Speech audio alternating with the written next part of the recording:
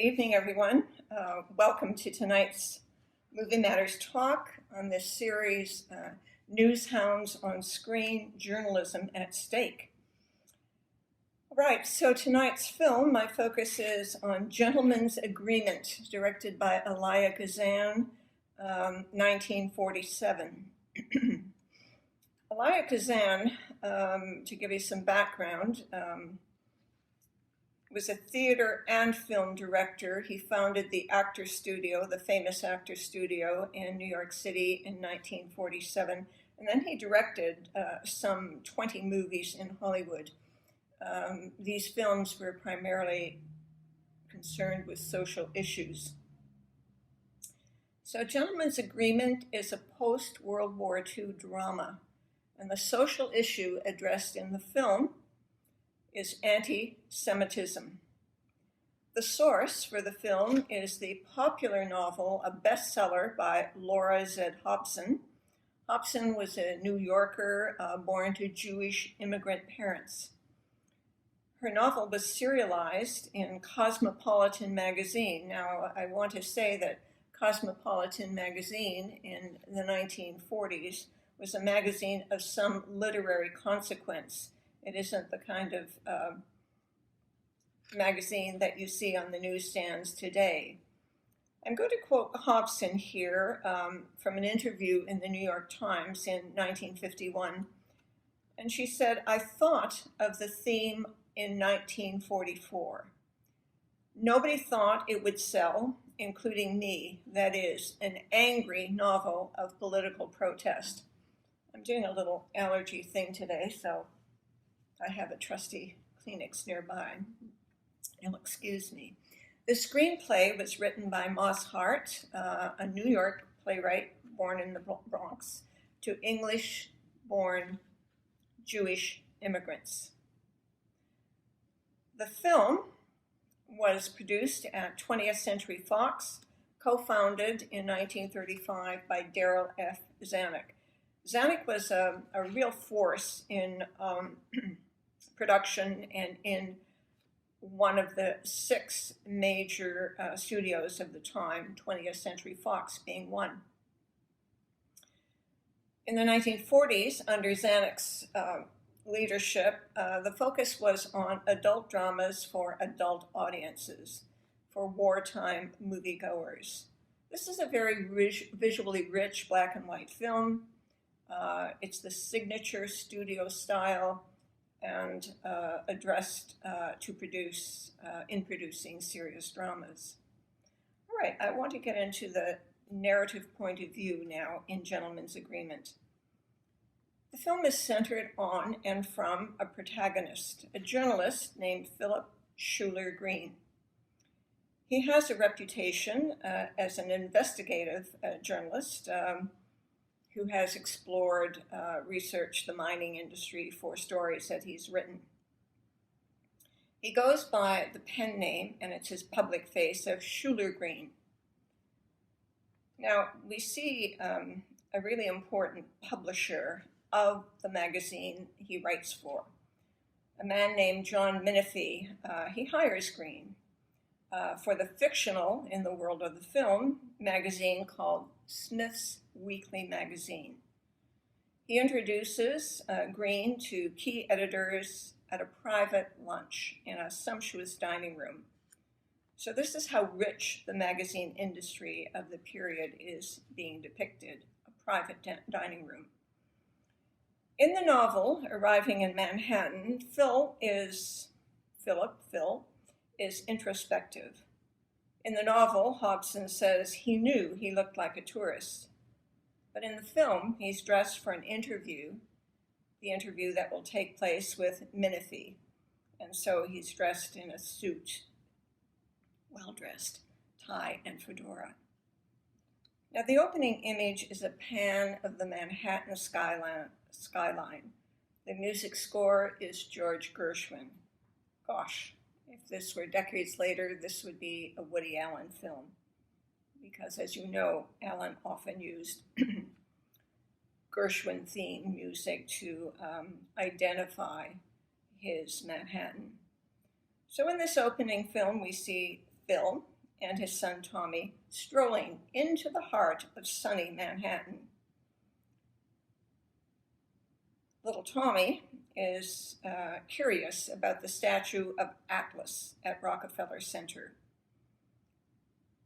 He's a symbolic, heroic figure, and as Phil explains to Tommy, Atlas carries the world on his shoulders. Now, this idea is linked to Phil's responsibility as a father and a widower. His wife had died a few years earlier, and a son to a widowed mother.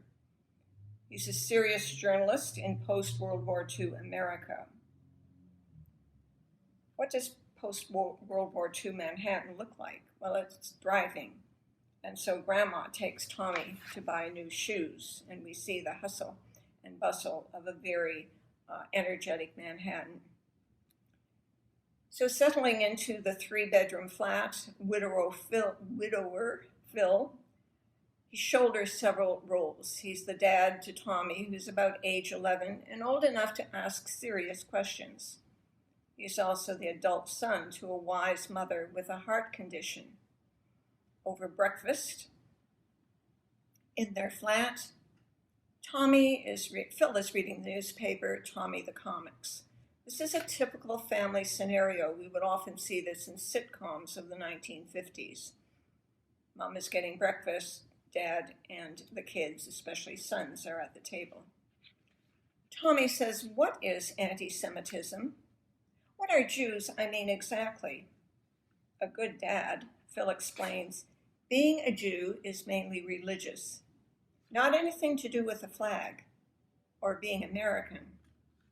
This is quite a culturally unsatisfactory explanation in 1947, a decade in which the shadow of the wartime context of the Holocaust looms large.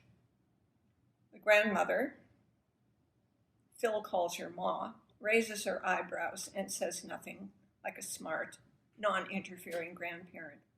But she senses Tommy's questions are not over. There will be more. Following a school incident, for example, Tommy confronts Phil, "Are we Jewish?" Phil confides his journalistic strategy that he will be pretending to be Jewish to explore anti-Semitism. He's going to take on, for a journalistic project, the articles he's going to be writing, the persona of a Jewish man. So this is Phil's assumed identity.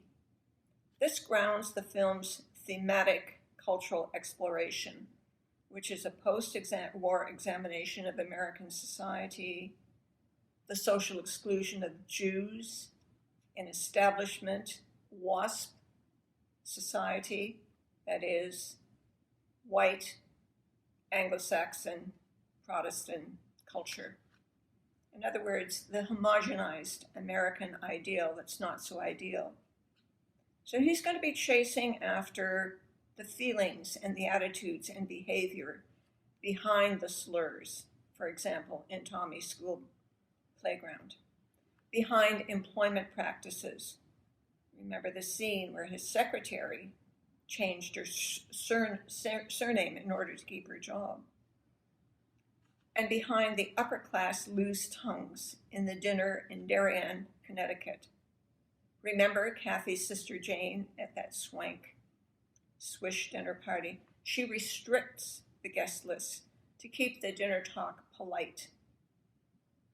Now, restricted is a code for exclusion of Black Americans and Jews. Remember the resort manager where Phil and Kathy are to go for their honeymoon. He closes the office door on film. No room at the inn. Phil's best friend, Dave Goldman, is a military captain in uniform. He's the subject of an anti-Semitic slur by a drunk in a restaurant. Phil's mother's doctor avoids recommending a Jewish heart specialist for her. He doesn't say so. He just kind of skirts the issue. And then we have the well-known physicist, as he's called in the film, Professor Lieberman. He's a guest at Anne Detry's party. He's so liberal, so eccentric, he fits into the dominant culture. He can rise above it, but he is a token Jew in the context of the party. Now, I want to now shift to the film's visual motif of open and closed doors, opening and closing doors. Now, remember the magazine world that Phil enters when he's going to meet the publisher of the magazine he's going to be working for. The entire office floor of this magazine is directly off the elevator. It's a top-tier magazine establishment. A sequence of women staff, as soon as he gets off, they escort Phil to the publisher's office suite through a series of doors, past stylish decor, fine art, paintings on the walls, sculptures, lush greenery. This is an impression of journalistic power in the competitive magazine industry. Phil's single article becomes a series with illustrations. So what about Menifee, this congenial, very friendly, welcoming publisher? He's what I would call a power broker, but he's after the human story. He wants Phil to go right to the source, not to go digging into archives, but he wants to get at the feelings of anti-Semitism. His niece, Menifee's niece, Kathy, later will remind Uncle John that the story was her idea. So observations of social let's try that again. Observations on social behavior include the everyday manifestations of persistent anti-Semitism, the common attitudes and practices. Remember the caretaker's response to Phil when he changes the nameplate on his mailbox from Green to Greenberg, and the slippery tongues at the posh Uppercross set in suburban Darien, Connecticut. Phil's assumed identity is layered. The professional that he is as a journalist affects the personal. That is, Phil's very adult romance with Kathy, a divorced woman. Film's assumed masquerade is, and this will be the lead story in his series, I Was a Jew for 6 months. Phil struggles with writing, trying to find what he calls the click to drive the premise of the story. He works in his cramped bedroom/office. This is where he wants to identify his authentic voice or to find it as a writer. At one point, he surveys his reflection in the mirror. Shirt sleeves rolled up. Phil Green, he says, I'll skip the Schuler. So he's going to humanize his persona. In Laura Hobson's source novel, Kathy refers to Phil as a man who turned crusader, a man possessed, in a frenzy of writing. In the film, shirt sleeves rolled up, tie loose. The typewriter is the main object in his very small bedroom. As a journalist, Phil is driven by the authority he can give to the story. He's also quite righteous and cranky. As a magazine publisher, Menifee sets up the power and control that he holds. We'd call him a media mogul of the day. Now, Menifee sets up Phil and mother and son in an apartment. He also sets up his niece Kathy in a very nice apartment. She says her uncle has looked after her and her sister Jane in this elegant apartment, in her case, with a view of the Brooklyn Bridge, the symbol of New York City. She's a teacher with a luxury lifestyle, elegant clothes, and tasteful jewelry. Look at her here with Phil. Note her gauzy dress, the one that he is just taken back by. Notice her pearls, her earrings, and the soft, safe hairstyle. The personal tensions in the film are filtered through the romance between Phil and Kathy. At the dinner at her apartment, just the two of them, on the terrace, they have the Brooklyn Bridge as a skyline view behind them. There's an echo of Gershwin music carrying the romantic mood as the scene begins. But the mood changes to tension between them when he says he will go whole hog on his assignment. The romantic evening turns chilly. You know that saying, here's your hat, what's your hurry? Kathy literally hands Phil his hat, dismissing him, closing the door. So we have this motif again carried through of closing and opening doors. Here, identifying, expressing emotional tension. Phil paces for a few moments, comes back, knocks on the door, apologizes, they kiss. I wanted you to come back. Note that the film ends with Phil, I keep wanting to call him Phil dashing up the stairs to Kathy's apartment. She opens the door, wearing a full-length, what used to be called an at-home hostess gown. There's a medium-long shot of their embrace at the end. This is an image of domestication, a reconciliation of the private and the public, and maybe the domestic trap. So the ending invites this kind of ironic reading of what I'm going to call the couple's domestic gentleman's agreement. Now let's look into the meaning of that concept, a gentleman's agreement. A gentleman's agreement, and they still go on today, is nothing more than an informal agreement between two or more parties. That could be companies, an organization, authorities, countries, or simply people. These gentlemen's agreements are backed by integrity and social norms and peer pressure. You might call them a form of etiquette and honor. They're not legally enforceable agreements, but they are bound by the decency of the parties. So let's now turn to the formal party at Darien, pronounced apparently Darien, though it's pronounced Darien, spelled, I should say, Darien, Connecticut, and the stone-faced Phil. Here we have a gathering of wealthy suburbanites who easily express racial and anti-Semitic slurs. It appears to be a group agreement among them. This is so easy, those slippery tongues. Kathy has to explain this, that is, the upper crust social codes, to Phil. Even Darien is, well, a sort of gentleman's agreement. You won't bucket, Kathy? Just giving in, playing along? Let their idiotic rules stand?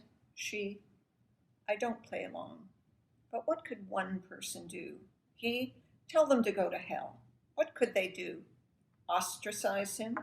Not deliver food?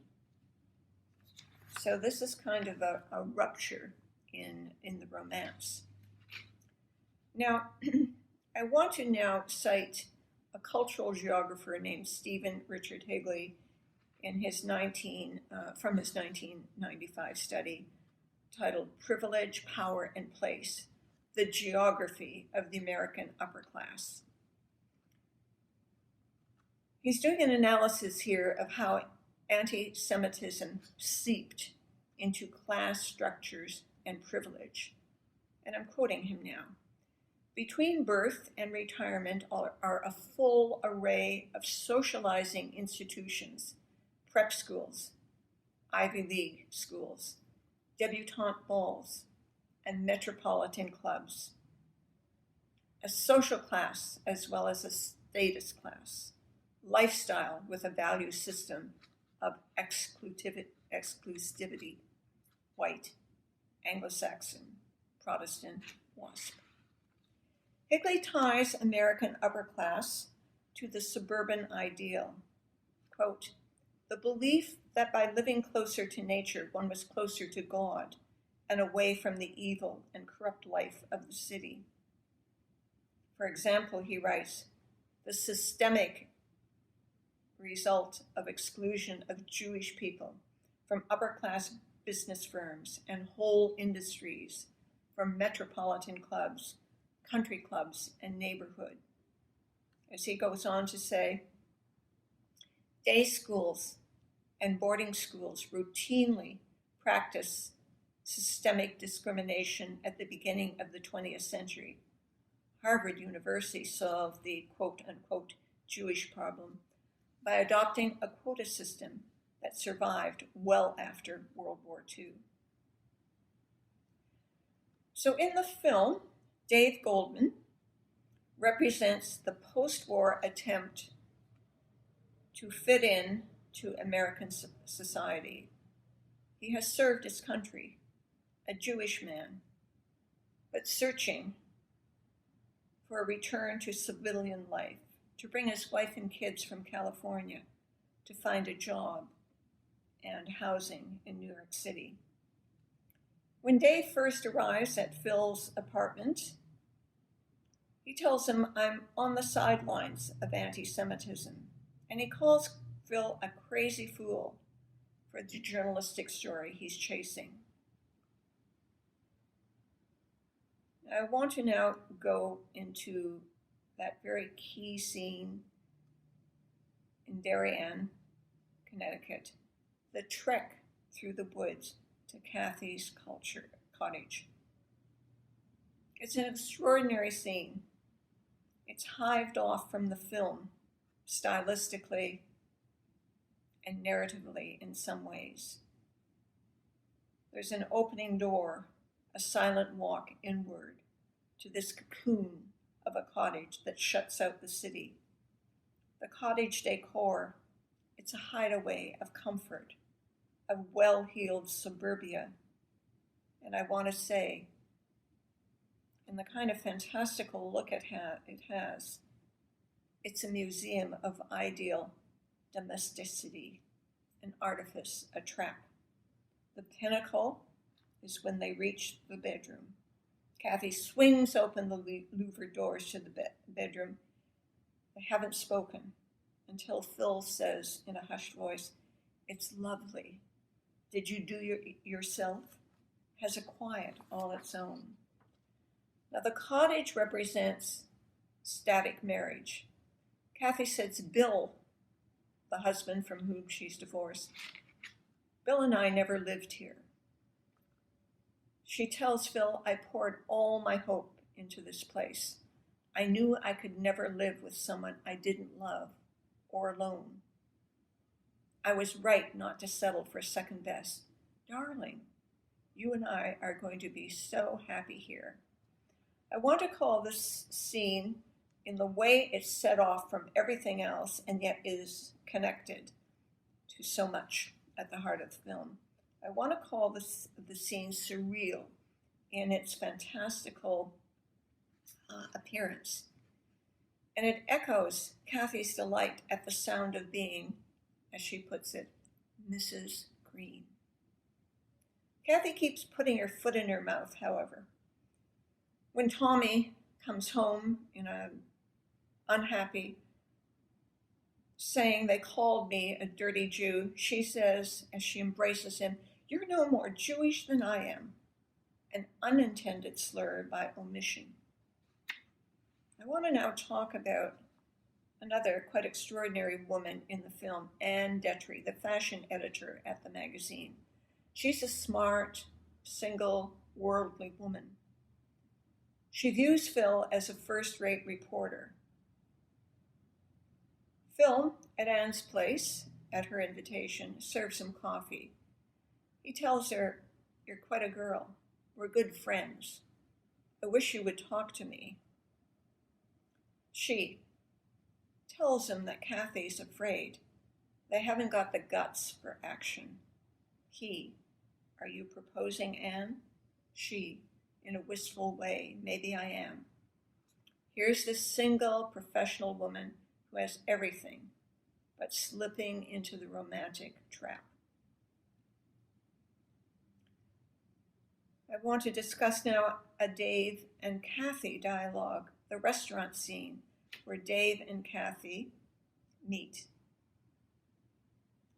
Dave expresses the film's moral imperative. And here's an image of the two of them in the restaurant. Note that he's in his uniform. And note the background of the wallpaper, suggesting a very kind of posh restaurant.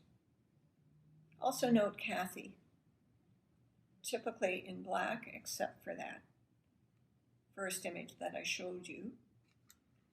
Very smart, careful jewelry, simple but expensive. So here's how this dialogue goes. She, "Do you think I'm anti-Semitic?" He, "No. But what did you do when that dinner guest told jokes?" "This is a different kind of war," he says. "The nice people let it pass." She, "Why do you call it a war?" "It was always on those deeper issues that she and Phil, had quarrels." She, admitting to failure, "I've got to be more than talk." In other words, she has to become a substantial woman, a substantial person, not just being supported by the uncle and fishing for marriage. Kathy's moral redemption comes when in lending the Darien cottage to Dave's family. Remember, at the end of the film, we hear that Dave gets a job and he will be bringing his wife and family from California. And he has that little throwaway line about his wife will be staying there at the cottage all summer, dishing out. The wife of a Jewish man, perhaps Jewish herself, we don't know that, in the midst of this WASP suburbia. And I want to note here that in my research on Darien, Connecticut, it was at the time and still is one of the 10 richest communities in the USA. So Gentleman's Agreement is a social problem drama, a morality tale, if you like, post-war. It uses the conventions of domestic melodrama, and we have the hectoring journalist finding his angle, judging people, learning lessons, and a son confirmed by his mother when she reads aloud Phil's first article. And look at this scene of the two of them. The mother in his office, he in his shirt sleeves loose, tie loose. And there she is, look at her. Also wearing pearls. How does she do it? Since she cares for the apartment, makes the meals. But look at that dress, just a profusion, a flow of flowers. She is the nurturing factory. She confirms his value. Your father would have liked that.